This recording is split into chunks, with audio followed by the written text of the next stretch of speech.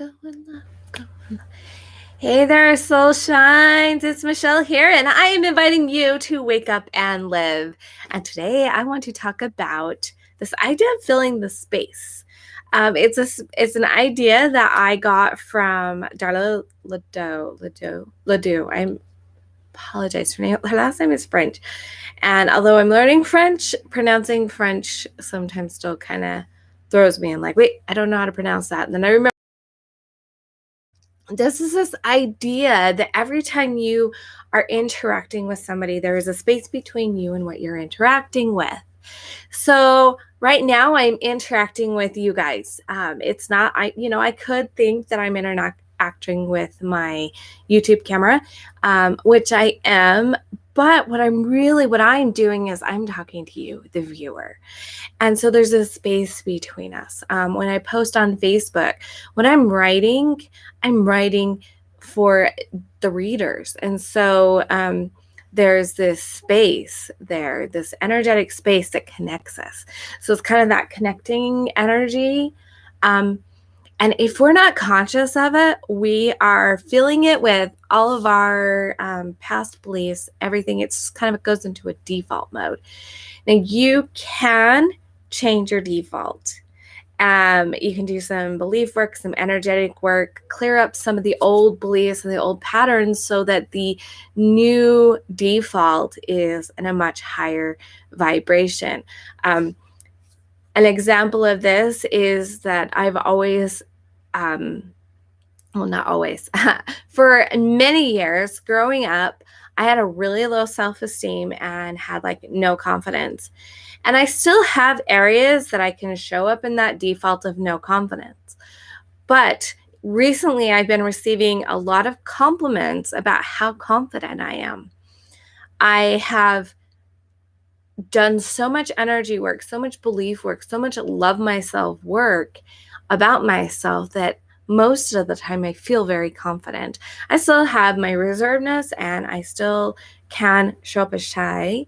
But it's not that I'm shy, it's just I'm like observing the interactions of it until I kind of know how I want to interact with the space. So it's an observation thing. And so because of that, people they feel a difference. My new default is I'm confident. And I still I can tell when I'm in an area where I'm like, I have no confidence in it because all of a sudden everything comes back and I'm just like, oh my gosh, don't look at me. Don't, because I don't know what I'm talking about. And that's because of that's the end. Well, here's the thing. If you show up with the don't look at me because I don't know what I'm talking about, you're going to receive nobody looking at you, nobody following you. You're going to receive what I found for so long is no followers. When I started my YouTube channel, it was growing. It was growing and it was doing great. I was feeling confident. I was really excited. I knew that I had a fabulous message to share and that people wanted to hear it. Somewhere along the way, I had some stuff happening in my life that threw me into doubt mode. That doubt energy interfered here.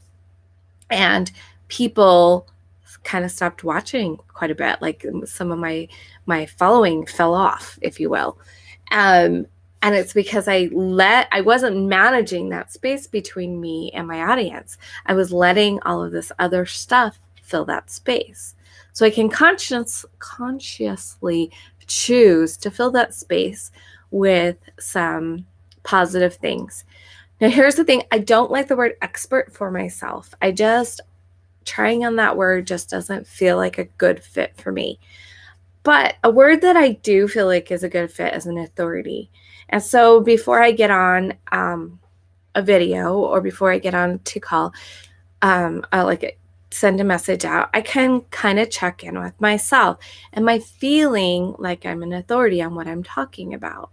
And I can ask myself, why am I an authority? How am I an authority? I can ask myself some great questions like we talked about yesterday to get myself into a place where I'm putting that energy of I am an authority. I know what I'm talking about. I am worth listening to. I'm valuable. I am giving you amazing information. I can put that into the space between us. So a way that this can play out is not just if you are producing videos or if you're we constantly are in communication all of the time. We get text messages. There is a communication line there. We can fill that space in with what we want it to, or we can let it go on default. Which one do you think is more positive, to let it go on default or to fill it in with what we want? When you get a phone call, before you answer it, you can think about what you think of that person. You can make it positive.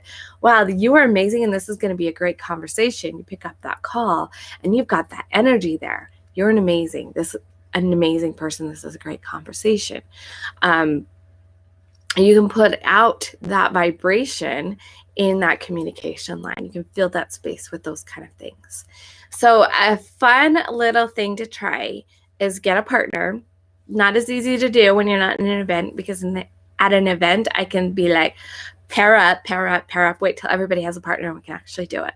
So this is what you do in your little pairing up to show you the power that this has.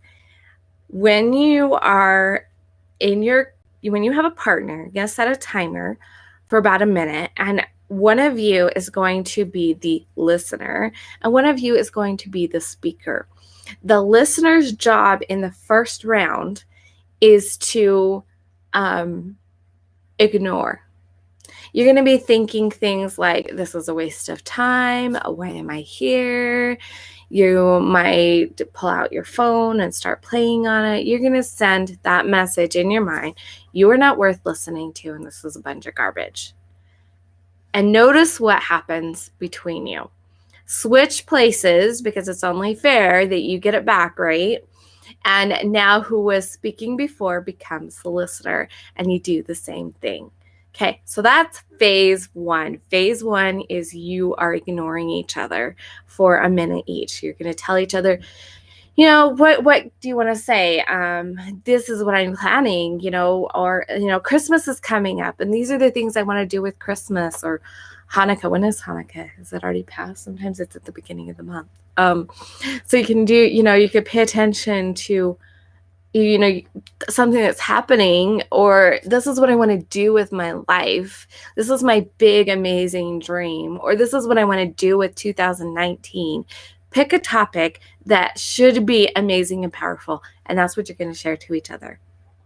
Okay, so phase one is ignoring. Phase two, this is my favorite phase, by the way. Okay, so in phase two, you're going to switch back to the first set. And you're going to do it again, only this time the listener is going to be thinking. Both times the listener says nothing. They just listen for that 1 minute. But the second time, you're going to be thinking, you are amazing. I love you. You can do this. This is such a great idea. You are going to go great places. Wow. You're going to be thinking all these positive, engaged, you're amazing kind of things. And you're going to share that with, thought-wise. You're going to send out those thoughts to them and notice the difference. And then obviously you're going to switch and you're going to do it again. Things that you can become aware of. You're going to set the time for the same amount of time, but I promise you the first time is going to feel longer for both of you. The second time is going to feel way shorter. The first time, the speaker is going to have a hard time talking about it. They're going to have a hard time keeping up telling you about it. The second time, it's going to grow what they're thinking about. It's going to feel amazing, and they're going to come away feeling fantastic. I promise you this. Try it. I promise it's so worth it. Oh, it's one of my favorite activities. But the whole point of the activity is to show you that what you're thinking, what you're sending out to other people really makes a difference. So if you want people to respect you, send out those amazing vibes. If you want people to listen to you, then you need to understand that you're worth listening to, and you need to listen to them. You need to create that amazing space between you and whoever you're communicating with, in whatever way you're communicating. There are people that say that the written word lacks some communication because you don't have the metadata, you don't have the facial expressions and the voice intonations. And while you don't have those, there is still another level. Okay, so people say that you send out like 70% of your communication through your body language. Okay, that would be your facial expressions, what you're doing with your body, how you're standing, are you holding your hands close to you? You're putting them out here. Like, you're going to be sending messages out. People say 70% is your body language. And they say like 25, something like that. I mean, these aren't exact statistics, but gives you an idea of how important it is. Idea of like 25 of it is with your voice intonation. I know in our household, we accuse somebody of yelling all the time. And she's like, I don't yell. And it's when we stop to really look at it, no, she did not raise her voice. But that anger, that frustration that she's feeling is coming out in her voice intonation. I mean, you pay attention and you can say happy birthday.